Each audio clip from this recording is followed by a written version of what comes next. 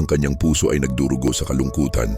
Sa gitna ng katahimikan, isang luha ang pumatak, isang panalangin walang tinig, ngunit dinig hanggang langit. Ito ang kwento ni Hana. Araw-araw dala niya ang bigat ng pagiging baog. Ang kanyang kaluluwa ay puno ng pait, ngunit sa halip na sumuko, lumuhod siya sa harap ng Panginoon. Ang kanyang mga luha ang naging kanyang mga salita. Ibinuhos niya ang lahat ng sakit sa isang taimtim na panalangin. Hanggang isang araw, ang kanyang pagtangis ay naging awit ng kagalakan. Isinilang si Samuel ang sagot sa kanyang mga dalangin, tulad ng nakasulat sa 1 Samuel 1:20.